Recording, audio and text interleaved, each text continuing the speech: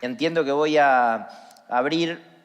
al menos dos debates. Uno que me propongo abrir y que no cerraremos de ningún modo y que suele ser un debate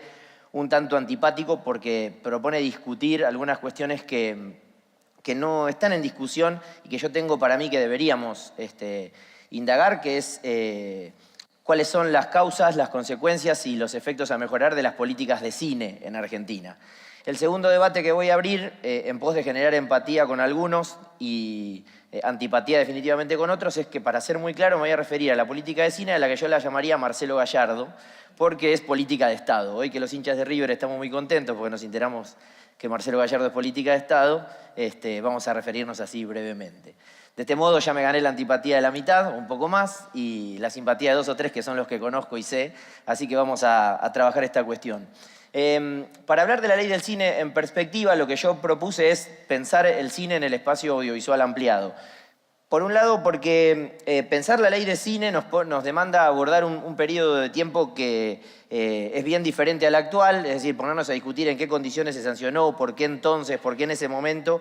una ley que va a contramano de casi toda la forma en que el Estado tiene para regular el resto del sector audiovisual, como bien lo describió Martín en términos históricos y Fernando más puntualmente en la actualidad, y porque yo creo que para pensarlo en perspectiva es útil pensarlo en lo que yo propongo hace un tiempo, que es indagar en torno al espacio audiovisual ampliado. ¿De qué hablamos cuando hablamos de el espacio audiovisual ampliado? Bueno,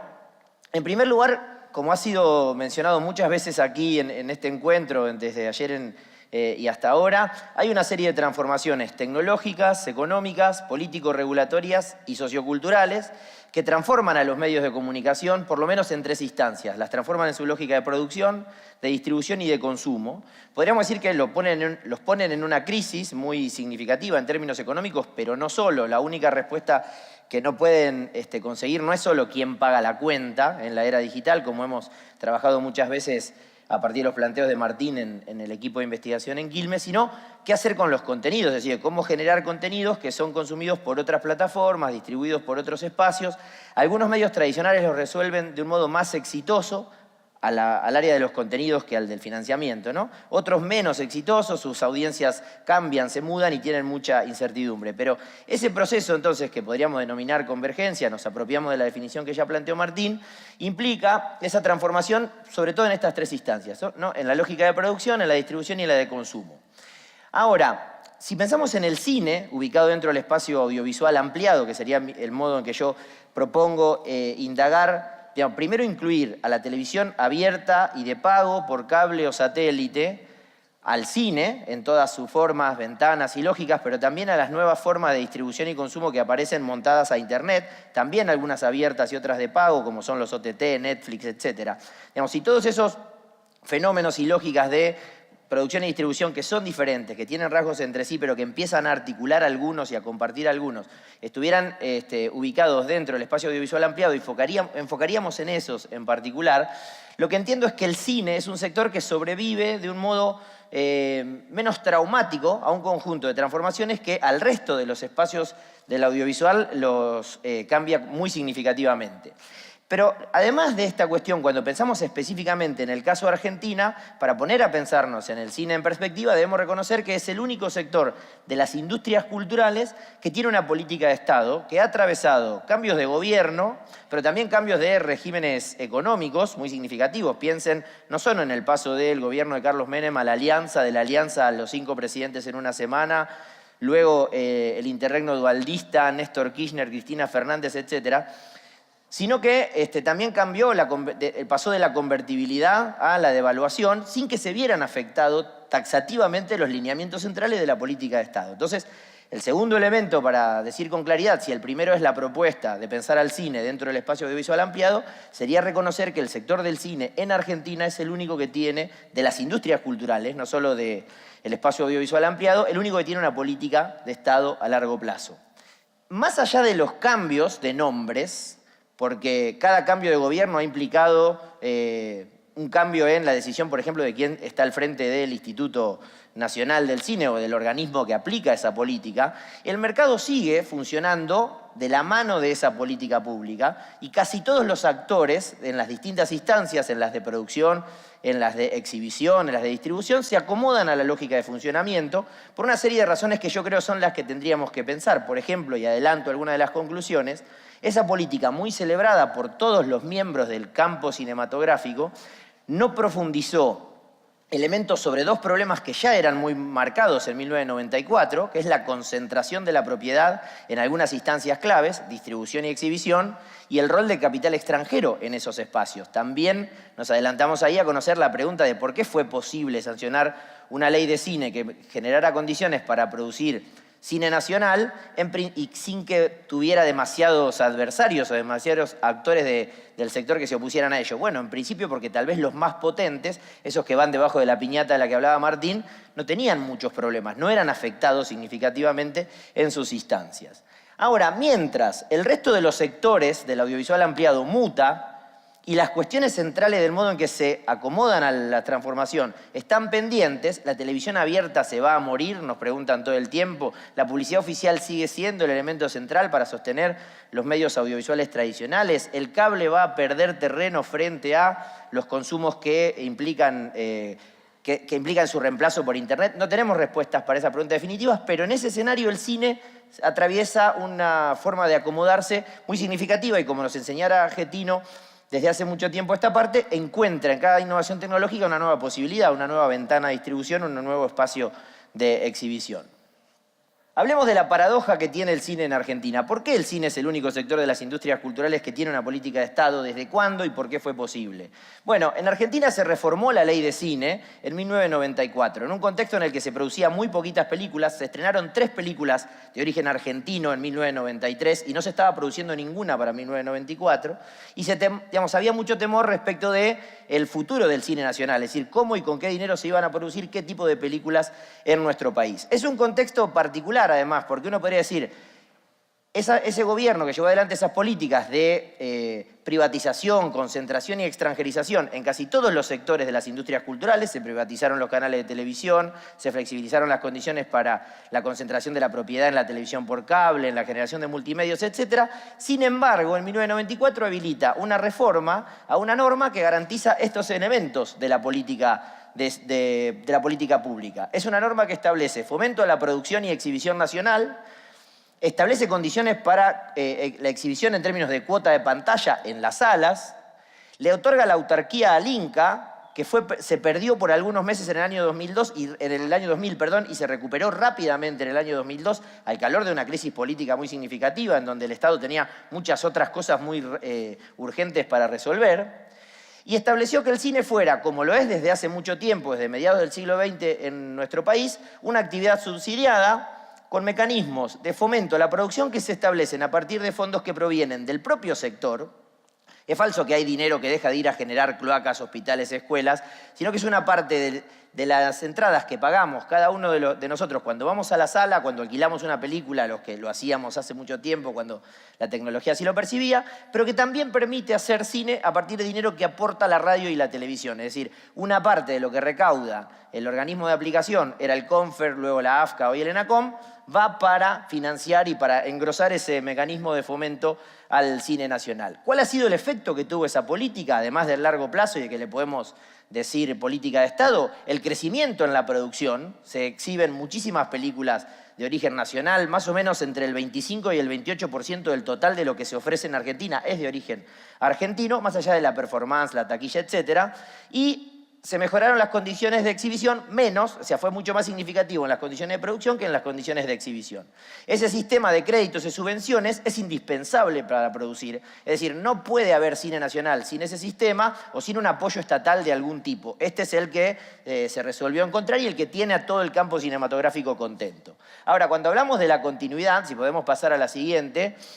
nos encontramos que a pesar de los cambios políticos, económicos, socioculturales, y sobre todo económicos que implicaron la devaluación de la moneda, a partir de 2002 seguimos con la política de cine en nuestro país y hay algunos elementos que vinieron a reforzar el desarrollo de esa política cinematográfica. Les decía, rápidamente se recuperó la autarquía para el organismo en un proceso político que tiene todavía algún ruido en términos de quienes estaban a cargo de esos espacios. Se ampliaron los géneros y las temáticas para las que se establecían fondos de fomento a la producción. No había fondo de fomento para el documental, no había fondo de fomento para el documental político, y el movimiento, sobre todo algunos movimientos de documentalistas de izquierda, lograron que se abriera esa ventana para también generar aportes para ese tipo de contenidos. Se intentó como paliativo para el histórico problema de exhibición que tiene en Argentina el desarrollo de los espacios Inca, que son la apertura o reapertura de salas en distintas localidades del país,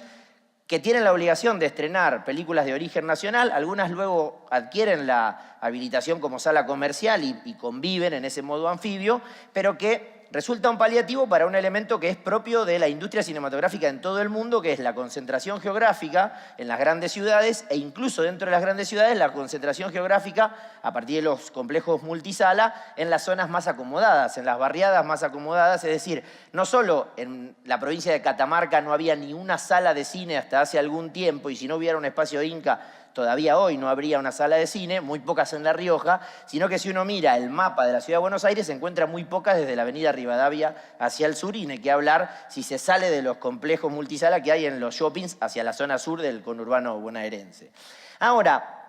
en ese contexto aparecen dos elementos sobre lo que se ha discutido poco, a mi modo de ver, a pesar de que el sector del cine, que tiene hasta su propia serie de publicaciones con revistas, periodistas especializados, sí han dado cuenta de algunos de estos elementos que engrosan la política de cine, algunas sin profundizar en los problemas centrales. Por un lado está el acuerdo al que llegó la Secretaría de Comercio en el gobierno anterior con las distribuidoras extranjeras, que a partir de la necesidad de equilibrar la balanza comercial habilitó a las distribuidoras extranjeras a que pasaran a distribuir cine nacional. Eso generó un efecto negativo en términos del capital nacional. Prácticamente desaparecieron las distribuidoras de cine nacional, que eran además las que traían el cine que se ve muy poco y que se estrena muy poco en salas, cine latinoamericano, cine europeo, cine de autor.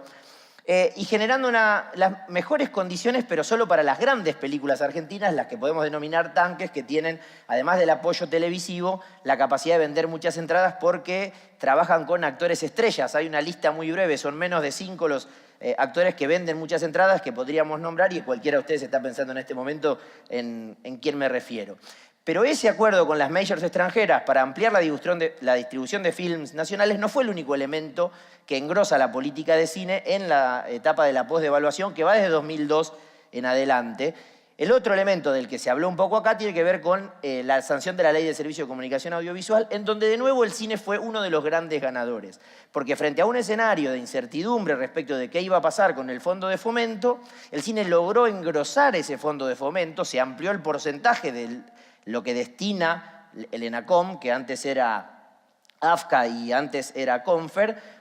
a partir de las multas que cobra para el Fondo de Fomento Cinematográfico, y además se consiguió la posibilidad de incrementar cuota de pantalla en televisión abierta. La ley audiovisual establecía la obligación de que los canales de televisión abierta estrenaran entre 6 y 8 películas de origen nacional por año, lo que daba una posibilidad de emitir más o menos unas 40, 50 películas de origen nacional, que no tenían que haber sido necesariamente de ese último año, de los últimos 2 años. Es decirle,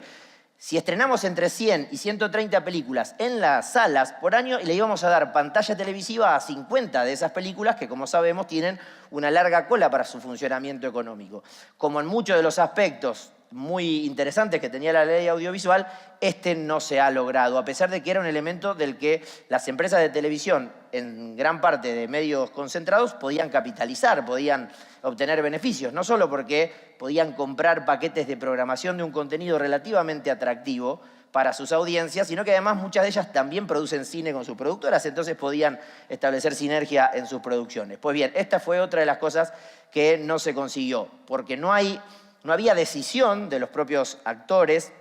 los canales de televisión, a cumplirlo, y porque hubo falta de control eficaz. Y aquí no endilgaríamos solamente a la autoridad creada por la ley audiovisual, sino tampoco la sinergia entre los dos actores del Estado, podría ser el INCA y la AFCA en ese momento para que eso efectivamente se cumpliera. Ahora, en la actualidad estamos por primera vez en un contexto de cierta discusión en torno a qué hacer con la política de cine. Ustedes deben haber asistido, se deben haber informado sobre una serie de problemas que tiene la política de cine, en donde las reacciones esperadas son las de siempre. El campo cinematográfico, este es uno de los planteos que tengo sobre el cine, existe tal cosa, no hay un campo audiovisual, es decir, no hay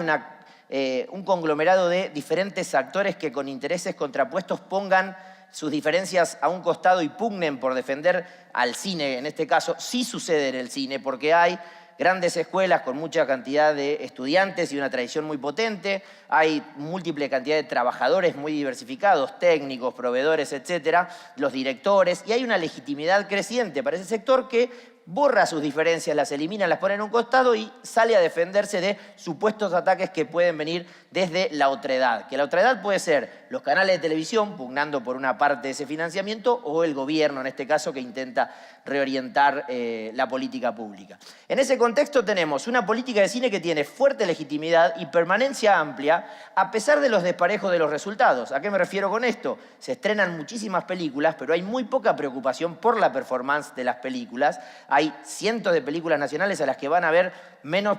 asistentes de la cantidad de personas que trabajan en su producción. Y esto tiene que ver con uno de los dilemas que tiene la política de cine sobre lo que nunca se ha indagado, que son las pésimas condiciones de estreno a las que son obligadas las películas argentinas, que para terminar de cobrar el subsidio aceptan ser exhibidas en el Gomón un jueves a las 3 de la tarde, porque con eso alcanza, sin difusión, sin publicidad, sin dinero reorientado para tal fin.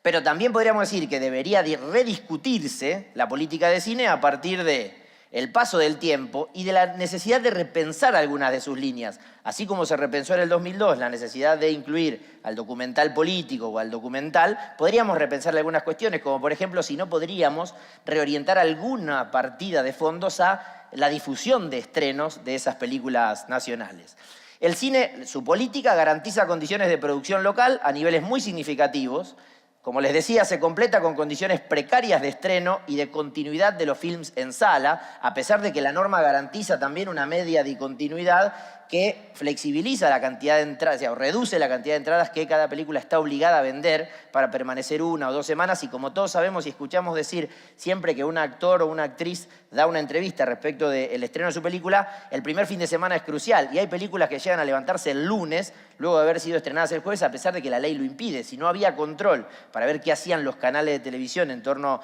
a la ley audiovisual, imagínense qué control hay respecto de la media de continuidad de una película en una sala como Showcase, etc. Ahora, el problema es que esa política no logra incidir en los rasgos estructurales que tiene el sector del cine como industria cultural. La distribución y la exhibición están fuertemente concentradas y son de dominio de capital extranjero. Nada dice la norma reformada en el 94 al respecto, nada está dispuesto a decir ningún gobierno frente a ello, porque te enfrentás a grandes tanques a nivel global, que tienen mucha capacidad incluso de decidir sobre la suerte de las películas nacionales en el exterior, porque en ocasiones suelen ser los que distribuyen estas películas hacia otros mercados. Tampoco los estrenos nacionales tienen capacidad de competir con los tanques extranjeros frente a escenarios como la cercanía de la Navidad, de las vacaciones de invierno, en donde esos tanques llegan con 600, 650 copias, es decir, en mucho más de la mitad de la cantidad de pantallas que hay en Argentina se estrena una copia, sea la película tanque cada momento, y si a la película argentina le tocó ir a la cola de competir en esa misma semana en su estreno, estamos en un problema grave, y eso tampoco se discute en torno a la política pública del cine. Además, como tienen garantizada la posibilidad de estar en los espacios Inca, sobre todo en aquellos que solo se dedican a exhibir películas de origen nacional, la discusión no aparece en el sistema de medios de comunicación, porque todos están contentos con lo que allí sucede, no aparece en el sector de los sindicatos, porque con garantizarse posibilidad de producción no hay allí necesidad de mejorar las condiciones que la política implica, y tampoco hay objeción por parte de los que están ganando en este escenario. La pregunta central entonces es, ahora que estamos debatiendo, supuestamente con un nivel de compromiso muy significativo, las cuestiones de la política de cine, aparece el interrogante respecto de si efectivamente estamos discutiendo lo importante. A mi modo de ver, lo que sucede en estos días es que la discusión no es integral, sino que se reduce a un problema de dinero, de manejo de dinero, de la claridad en el destino de los fondos, pero no a la reforma que necesitaría la política de cine para ser contemplada en el desarrollo del espacio audiovisual ampliado. Por un lado, el campo cinematográfico demanda mantenerlo positivo, es decir, pelea por mantener eso que le ha dado supervivencia. Básicamente, los altos niveles de producción, la interesante performance de audiencia, de asistencia a las salas en las condiciones en que son estrenadas. Las películas argentinas, salvo la de los 3 o 4 actores que venden tickets, en conjunto se quedan entre el 15 y el 18% del total de la taquilla. Recuerden que estamos ofreciendo 1 de cada 4 películas, 25 de cada 100 películas de las que se estrenan son nacionales.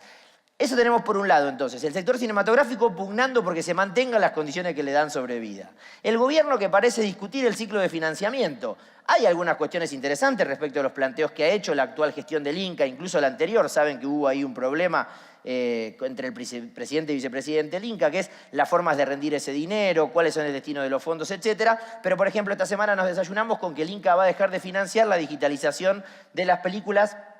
que hacen las salas pequeñas, con lo cual aquello que no llegue digitalizado a la sala ya no se podrá estrenar y entonces tenemos otro problema respecto de la diversidad en ese espacio.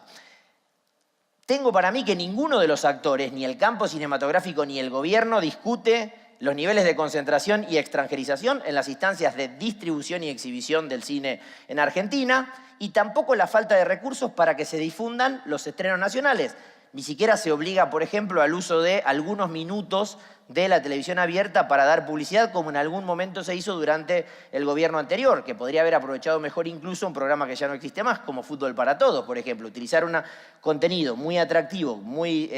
significativo para sus audiencias para comunicar el estreno de películas de origen nacional. En ese contexto, el cine en el espacio audiovisual cambia, se adapta, profundiza tipos de ingreso y experiencias en sala. Es significativo ver que, a pesar del desarrollo tecnológico que nos permite acceder a películas en condiciones cada vez más de mejor calidad técnica y de infraestructura en nuestros hogares, no baja drásticamente la cantidad de asistencias a salas y para las empresas del sector no es un problema, han logrado resolver la ecuación económica porque hace mucho tiempo que el negocio satelital, merchandising, gastronomía, etcétera, es el que sostiene los ingresos, pero no hay una preocupación por si eso sucediera. Entonces, en términos de sector, uno diría el cine se adapta mejor que ninguno al espacio audiovisual ampliado, a la transformación tecnológica y sociocultural que este desarrollo implica, mientras que para la televisión abierta y de pago, por cable y satélite, over the tops, como son los OTT, esto sí parece ser un problema, pero la discusión sobre la política pública y las necesidades de mejorarlas en Argentina no está dada todavía, a pesar de que por primera vez en mucho tiempo parece que discutimos la política de cine. Muchas gracias.